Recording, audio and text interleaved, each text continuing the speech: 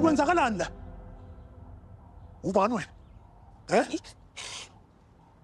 Ngitheni ngendaba yakho ukuthi ufuna ukusungula ibhizinisi lakho wena? Ngikhuluma nawe mthandeni.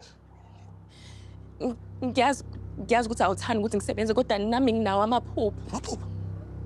Lonke kanti ngenzela nokushuthi. Esho lutho lapha wena, Angisho njalo. Nika konke ngenzela konke kodwa ukwenza into lezi kuyangijabulisa. Jabulisa. Yonke into mina engikwenzela yona endlini. Akukuthokozisi lokho. Uyazi ukuthi umphakathi uyafuna kangakanani ukuthi ube enyathelo zakho. Singakho intombi ezisemnyango khona manje esifuna ukugela lapho kulomuzi. Mama. Yona nje ngibonga ngayo le. Yona nje ngibonga ngayo le.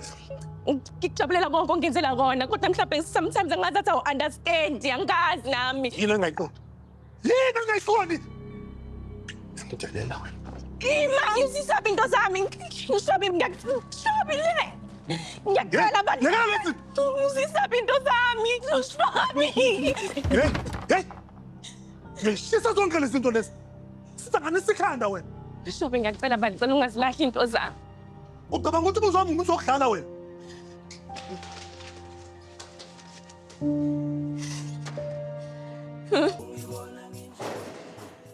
Ngena.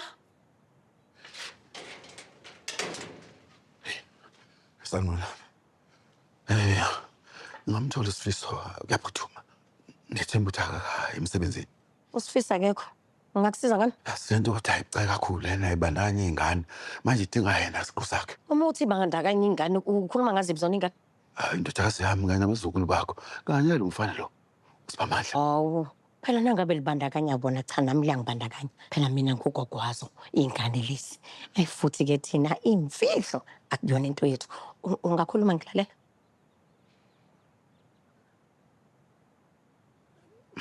Ingane icoshe iphesi kaMetron Khathazile inemali phakathi. Ngiyacabanga ukuthi ke nawe ungacabanga ukuthi yini enzekile emva kwalokho. Izidlile yonke. Yonke.